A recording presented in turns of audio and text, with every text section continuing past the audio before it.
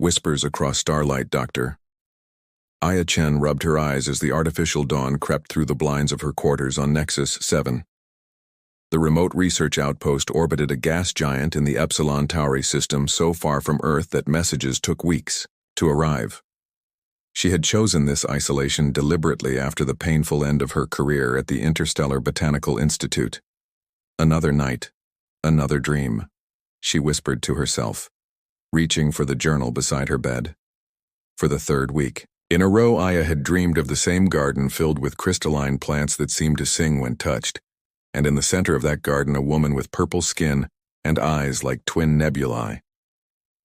The outpost's AI assistant chimed softly, "Good morning. Dr. Chen, your presence is requested in Lab 4 at 800 hours. Thanks, Arya," Aya responded, pushing her long black hair away from her face. "Any messages from Earth?" "Negative." "No new transmissions?" Aya nodded, trying to shake the lingering feeling that the dreams were trying to tell her something. She quickly dressed in her standard-issue research uniform and made her way through the curved corridors of the station.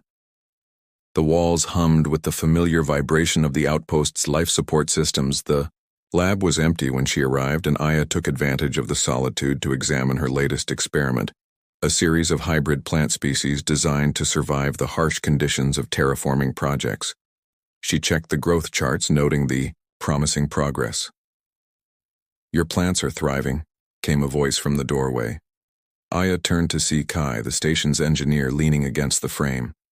His friendly smile did little to hide the concern in his eyes. "You look terrible, Chen. Have you been sleeping at all?" "I sleep," Aya replied defensively. "Just not restfully." Kai crossed to her workstation. "The same dream? It feels so real." "Kai," she admitted, "I can smell the flowers, feel the texture of leaves that don't exist anywhere in our databases, and the woman she speaks to me." "What does she say?" Kai asked, his voice gentle. "She says she's waiting, that we're connected somehow. That time works differently where she is." Aya shook her head. "I know it sounds crazy. On an outpost at the edge of known space, crazy is relative," Kai said with a half-smile. "Have you talked to Dr. Richards about it?" Aya scoffed. "And say what? That I'm having romantic dreams about a purple alien woman? That'll look great on my psychological evaluation." The station suddenly trembled, a slight vibration that made the test tubes rattle in their racks. Arya's voice came over the comm system. "Attention all personnel. Gravitational anomaly detected in Sector 17. All staff report to emergency stations." Kai and Aya exchanged worried glances. "That's near the southern quadrant," Kai said, "right where your quarters are." They rushed toward the residential section, passing other confused crew members. As they approached Aya's quarters, the trembling intensified. The corridor leading to her room shimmered with an ethereal light that seemed to bend reality itself. "This is impossible," Kai whispered, his scanner beeping frantically. "I'm getting temporal distortion readings off the chart." Aya felt drawn toward her quarters despite Kai's protests. "Wait," he called. "We should wait for security." But Aya couldn't wait. Something or someone was calling to her. She pushed forward. The door to her quarters slid open, revealing not her familiar room, but what appeared to be a tear in reality itself. Through the rift she could see glimpses of the crystalline garden from her dreams. "Aya Chen," came a melodic voice from beyond the rift. "At last our worlds align." A slender purple hand reached through the distortion, and before Kai could pull her back, Aya reached out to touch it. Their fingers connected, and a surge of images flooded Aya's mind. The garden. The woman named Thera, a civilization of beings who communicated through dreams, a terrible danger, and a child who needed protection. Find him. Thera's voice whispered in her mind. "He needs you. He has always needed you."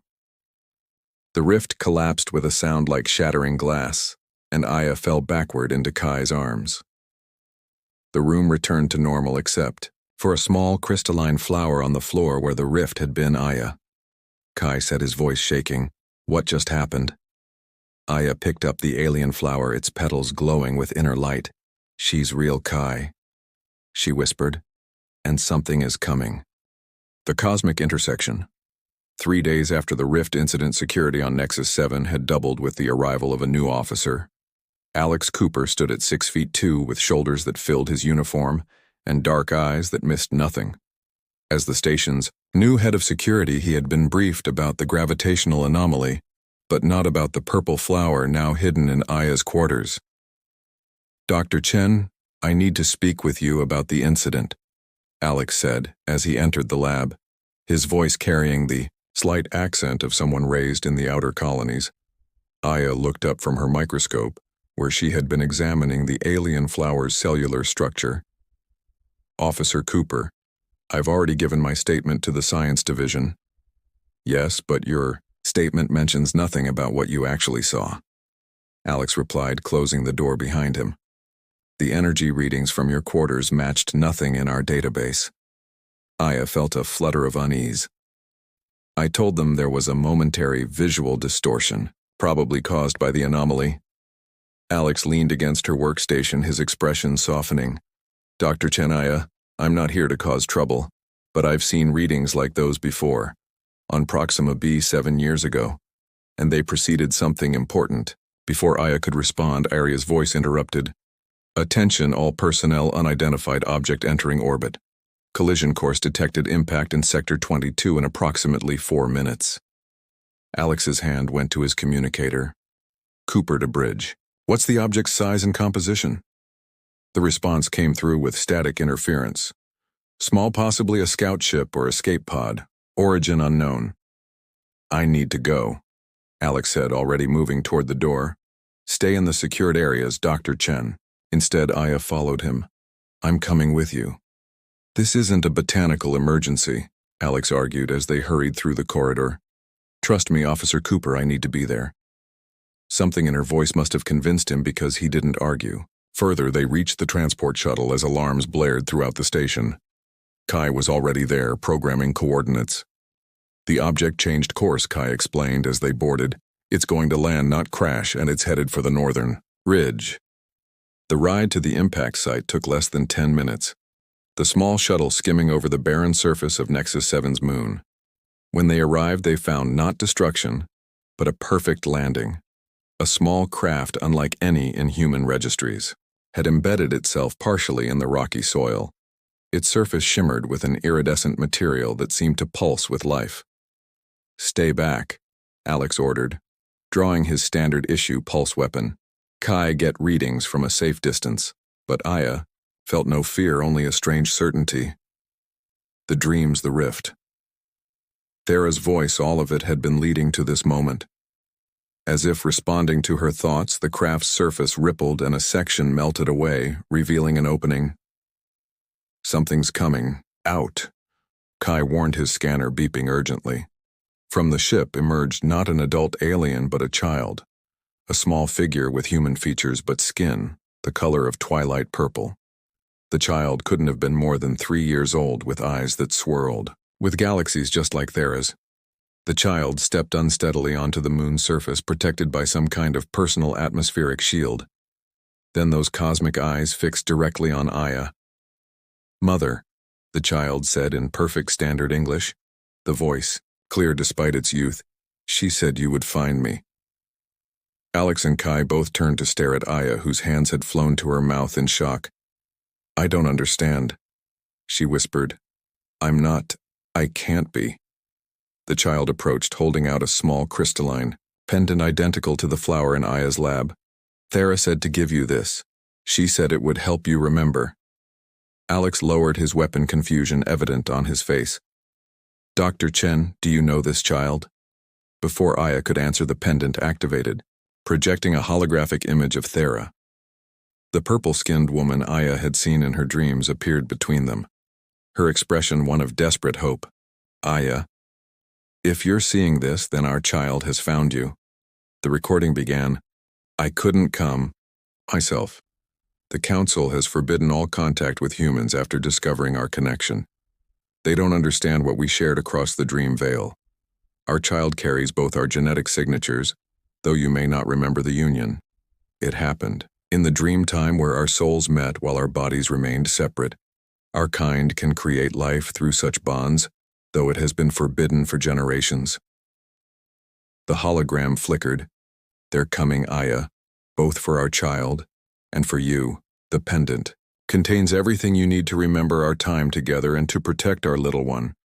I've programmed the ship to erase itself. You must take our child somewhere safe. Promise me. The hologram faded, leaving them in stunned silence. The child moved forward, taking Aya's hand with complete trust. This is impossible, Kai muttered. Chen, you can't have a child with someone you've only dreamed about. Alex holstered his weapon, his expression unreadable. We need to get back to the station. Now something tells me we don't have much time. As if confirming his words, the ship behind them began to dissolve into particles of light that scattered into the atmosphere, erasing all evidence of its existence. What's your name? Aya asked the child, kneeling to eye level. Sorry, the child answered. It means hope in mother's language. Sorry.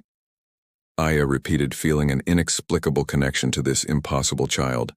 Let's get you somewhere safe. As they boarded the shuttle, Alex received an alert on his communicator. His expression darkened. A colonial authority vessel just entered our system, unscheduled and requesting immediate docking. Who is it? Kai asked, as he prepared for liftoff. Commander Rena and her special operations team? Alex replied, looking meaningfully at Aya and Sari. And something tells me they're not here for a friendly inspection. Aya pulled Sari closer, feeling a surge of protectiveness she couldn't explain. How would they know already? Because, Alex said quietly, someone's been monitoring your dreams, Dr. Chen, and I think I know who. The shuttle lifted off, speeding back toward the station as Aya's mind raced with questions. What had really happened in those dreams? How could this child exist? And why did she feel such an overwhelming instinct to protect Sari at all costs? The answers she sensed were locked in the pendant clutched in Sari's small purple hand. Memories between worlds back on the station. Alex led them through service corridors, avoiding the main hallways. We can't let Commander Rena see Sari, he whispered. My quarters are in the security wing. They won't search there first. How do you know so much about Rena? Aya asked as they hurried along, clutching Sari's hand. Alex's jaw tightened. I used to work under her command special division investigating interspecies contact. She's ruthless, especially when it comes to undocumented alien presence. Once inside Alex's quarters, Kai immediately went to the computer terminal. I'll monitor the docking procedures, he said, fingers flying across the keypad. Buy us some time. Aya knelt beside Sari, who seemed remarkably calm for a child. In such circumstances, the pendant, she said gently, may I see it? Sari nodded, offering the crystal with trust in those swirling cosmic eyes. Mother said it would help you remember. When Aya's fingers touched the crystal surface, warmth spread up her arm and into her mind. The room around her seemed to fade as memories not her own, yet somehow belonging to her, flooded her consciousness. She saw herself in the crystalline garden from her dreams, but now with perfect clarity. Thera was there, her purple skin luminescent in the light of twin moons, her fingers intertwined with Aya's. The dream veil allows our consciousness to meet while our bodies remain in different dimensions. Thera's voice echoed in the memory. My people have always been able to traverse the dream space, but never have I connected with someone from another species until you. The memory shifted. They walked together through impossible landscapes, discussed the nature of their different worlds, shared knowledge of plants and stars and the way life forms across galaxies sometimes followed similar patterns. They laughed, they touched, they fell in love. How is this possible? Memory Aya asked as they lay beneath a canopy of bioluminescent leaves. The universe has more dimensions than either of our species can fully comprehend. Thera answered, tracing patterns on Aya's skin. Sometimes souls find each other across those dimensions. Another shift. More intimate memories. The joining of minds and spirits. In a way that transcended physical touch yet felt more profound. A connection that somehow, against all scientific understanding, created new life. The memories surged forward, Thera's people discovering their connection. The Council's outrage at this unprecedented union, Thera's desperate plan to save their child. They will try to erase Sari from existence. Thera warned in their final meeting, "Such unions are forbidden.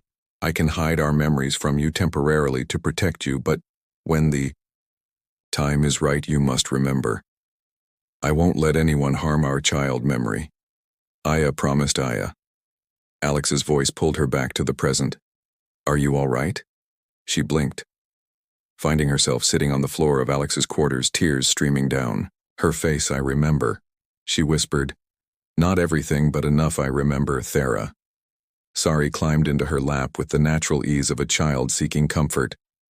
"She misses you," the child said simply.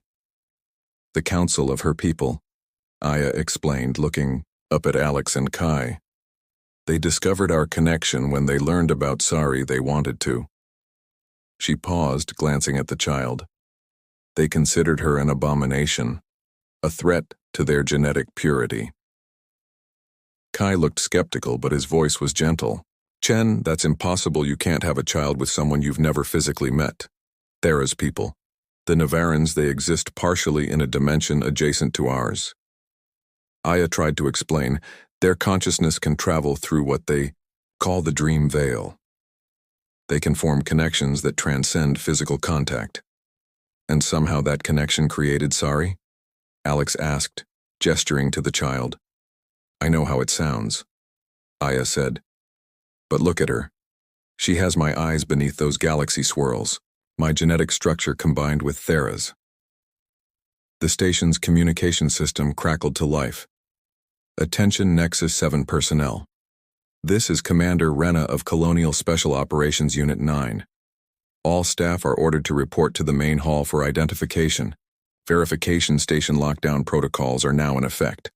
Alex moved to his weapons locker, removing a civilian-grade pulse pistol and spare energy cells.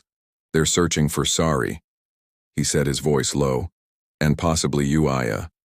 Why help us?" Aya asked. "You could lose everything." Alex paused, his dark eyes meeting hers. 7 years ago on Proxima B, I witnessed Commander Rena's team contain an alien visitor. They called it a security threat. I called it murder. I transferred to deep space. Assignments after filing a report that mysteriously disappeared. He checked the pistol's charge. I won't let that happen again. Kai's voice interrupted from the terminal. They're accessing the security feeds. I can't block them much longer. He turned to Aya. Chen, I don't understand any of this, but I've known you long enough to trust you. What do you need? Aya looked down at Sari, feeling a surge of maternal protectiveness that seemed both foreign and completely natural. We need to get to my lab. The flower from the rift, it's not just a plant, it's a key. A key to what? Alex asked, already moving toward the door to check the corridor. To the dream veil.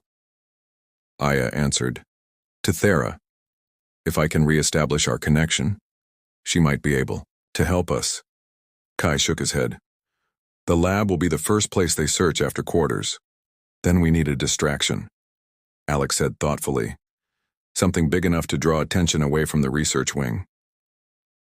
A slow smile spread across Kai's. First, I'm the station engineer. The environmental systems in the administrative wing could certainly experience an unfortunate malfunction. Be careful, Aya warned. Rena won't hesitate to detain anyone she suspects of interference. Don't worry. About me, Kai replied, gathering his toolkit. I'm very good at looking innocently confused. He paused at the door. Chen, whatever happens, this is the most interesting week we've had on this boring outpost in years. With a wink, he was gone. Alex checked. His communicator. We'll give Kai 10 minutes to set up his distraction, then we move. He knelt before Sari. Hey, little one. Can you be very quiet and do exactly as we say? Sari nodded solemnly. I can hide my light, she whispered.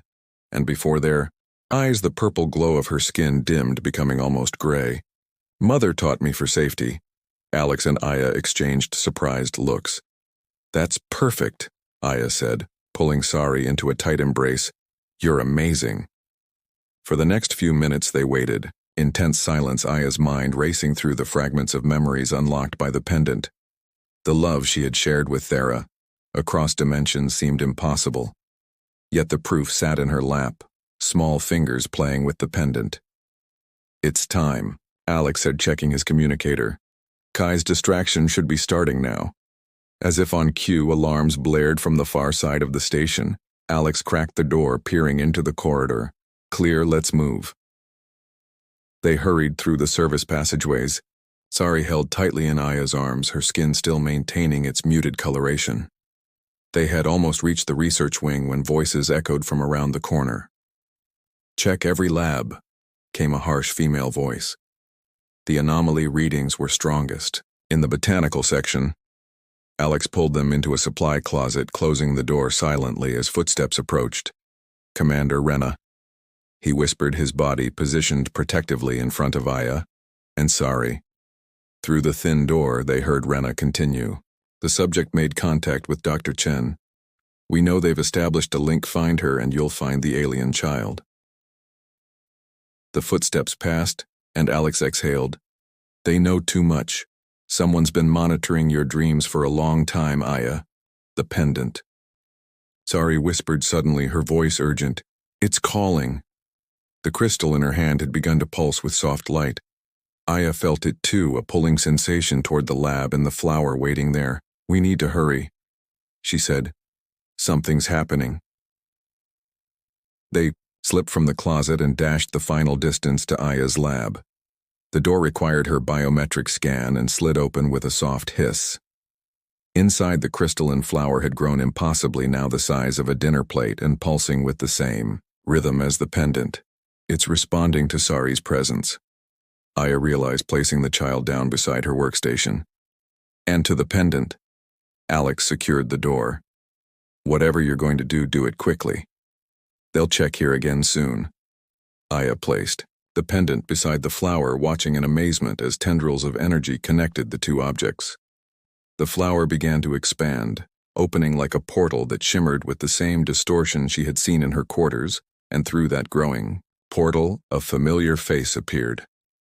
Thera, her purple features etched with concern that turned to joy when she saw them. "Aya." Her voice came through clearly now. "You remembered our child found you." "Thera." Aya reached toward the portal, her fingers meeting. "An invisible barrier. We need help. Rena is here." "The council sent them," Thera confirmed. "But I've found allies. Those who believe our child represents not abomination but evolution. Step through the portal, Aya. Bring our child and anyone you trust. The dream veil has thinned enough for physical passage, but only for moments." Alex checked his weapon. "They're coming, I can hear them." Aya turned to him. "Come with us." His eyes widened. "To another dimension?" "To safety," she amended, holding out her hand. "I trust you." For a heartbeat, Alex hesitated, then nodded. Taking her offered hand, Aya lifted Sari with her free arm, and together they stepped toward the portal. As they did, the lab door burst open. Commander Rena stood there, flanked by armed officers, her cold eyes taking in the scene. "Stop them," she ordered, raising her weapon. But it was too late. The portal enveloped them in shimmering light. Aya's last glimpse of the lab was Rena's face contorted with rage as the world she knew dissolved around her. They were crossing the veil between worlds with no certainty of what awaited them on the other side, only the knowledge that they faced it together. Hunters among the stars. The transition through the dream veil felt like falling through layers of consciousness. Aya's mind stretched and compressed until they emerged into a crystalline forest exactly like her dreams. Alex stumbled beside her, his hand still gripping hers while Sari seemed completely at ease. "Welcome to Navarra." Thera stood before them, her purple skin luminescent against the backdrop of towering crystal formations. Her eyes, identical to Sari's, swirled with cosmic light as she stepped forward. "There isn't much time. The council's hunters will follow." "Mother," Sari called out, running to Thera, who knelt, embracing. "The child, my little star." Thera whispered before looking up at Aya with emotion. You protected our child as promised. Alex scanned their surroundings, his security training evident. This place exists in a parallel dimension? Adjacent to yours, separated by quantum frequencies, Thera explained, rising. And thanks to the Council's actions, the barriers are weakening. They sent your commander Rena to capture Sari, but they've also dispatched their own hunters.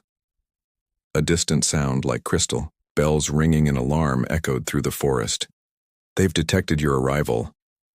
Thera said, urgency in her voice. We must reach the sanctuary. They ran through the forest following Thera's lead. The landscape shifted around them, reality seeming fluid rather than fixed. Crystalline plants parted, creating paths, then closing behind them. The Council fears what Sari represents. Thera explained as they ran. A bridge between dimensions, a new evolution. They believe such mixing will destroy our way of life. While others believe it will save it, came a new voice. A tall figure stepped from behind a crystal formation, his skin a deeper purple than Thera's, Sentinel Kiran. Thera acknowledged, these are the ones I spoke of. The mother, from beyond the veil. Kiran studied Aya with curious eyes. And you brought another? He protected us, Aya said, still holding Alex's hand. Kiran nodded. Then he is welcome among the dissenters. We believe connection between realms is our future, not our downfall. A crystalline sound shattered the air much closer now. Hunters, Kiran warned, they've tracked your passage. Through the forest came figures in flowing robes, their movements unnaturally fluid, weapons formed of the same crystal. As the plants extended from their arms, take them to the sanctuary, Kiran ordered Thera. I will delay the hunters. As they fled deeper into the forest, sounds of conflict erupted behind them. Energy pulses illuminated the crystal trees in flashes of blue and violet. Thera led them to what appeared to be a solid crystal wall, passing through it as though it were merely mist. Aya, Alex, and Sari followed, emerging into a vast cavern filled with other purple-skinned Navarans. Some looked up in surprise, others in hope. The sanctuary of the dissenters. Thera explained, those who believe in connection rather than isolation.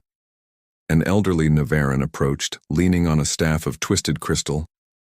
You've returned with the child, she observed, and brought the other parent, her swirling eyes fixed on Alex with confusion, though not as I expected. This is Alex, Aya explained. He helped us escape. He's not. I understand. The elder nodded. The bonds of choice can be as strong as those of creation.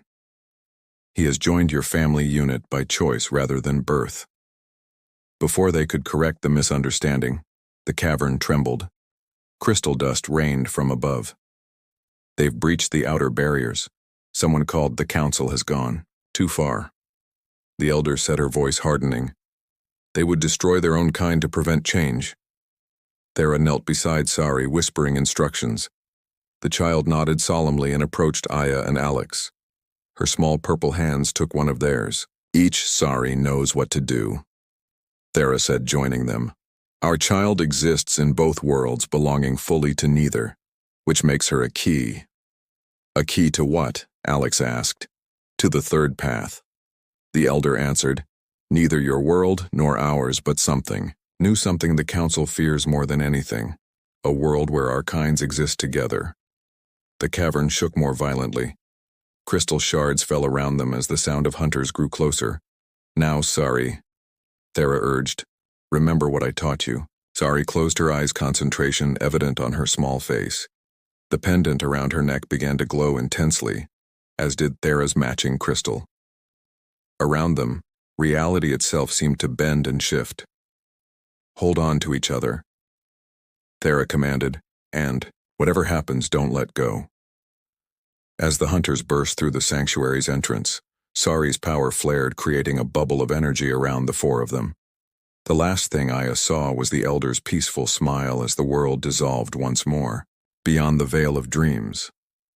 They materialized on a lush green hillside overlooking an ocean, neither earth blue nor Navaran violet, but something in between. The sky held traces of both worlds, twin suns, and crystalline clouds. Where are we? Alex asked, his voice hushed with wonder. The between place. Thera explained, supporting a tired Sari. A pocket dimension created from the resonance between our worlds. Sari's existence makes it possible, a space where both our kinds can exist. Aya looked around, seeing structures in the distance, crystalline formations intertwined with Earth-like architecture. There are others here? Dissenters who fled before us, Thera confirmed, and humans who discovered dream-walking other pairs like us who formed connections across dimensions, some with children like Sari. A colony of in-betweens, Alex murmured. A new beginning. Thera corrected. Beyond the Council's reach, beyond your military's understanding. Aya knelt before Sari, who looked exhausted, but proud. You did this? You brought us here? I remembered the way, Sari said simply. It was always inside me. Thera approached Aya, hesitation in her movements. I understand if this is too much. Your memories were only recently returned. You have a life on Nexus 7. A life of isolation, Aya replied, rising to face Thera. I left Earth to escape emptiness, then found connection in dreams I never understood, until now. She reached out, touching Thera's purple cheek. The memories aren't complete yet, but the feelings are real. Alex cleared his throat. I should give you privacy, family reunion and all. You're part of this now, Aya said, turning to him. You risked everything to help us. The dissenters will welcome you, Thera added. Your protective instinct for a child not your own speaks to your character. Sari took both women's hands, bringing them together. Both my mothers together, she said with a child's simple joy. In that moment, something clicked into place for Aya. The final memories returned, not just of love across dimensions, but of purpose. A shared vision with Thera of bridging worlds, of creating understanding where fear had ruled. Kai would never believe this. She laughed softly. Perhaps one day he can see for himself. Thera suggested, the pathway remains open to those who know how to find it. And Rena? Alex asked. The hunters? They cannot reach this place without a key, Thera assured him. And all the keys are here. She gestured to Sari, and toward the distant settlement where other children played, some purple-skinned, some human, some beautifully between. As they walked toward the settlement, Aya felt Thera's fingers intertwine with hers. No longer a dream, but solid and real. Alex walked ahead with Sari on his shoulders, the child pointing excitedly at the wonders of this new world. Is this real? Aya whispered. Or just another dream? Thera smiled, her cosmic eyes reflecting starlight even in daylight. Does it matter? Dreams brought us together. Dreams showed us what could be. And now we've made those dreams reality. In the distance, the settlement awaited, a place beyond dimensions where love had created something entirely new. A family forged across starlight, a home. Beyond the veil of dreams, no. Aya agreed, squeezing Thera's hand. I suppose it doesn't matter at all.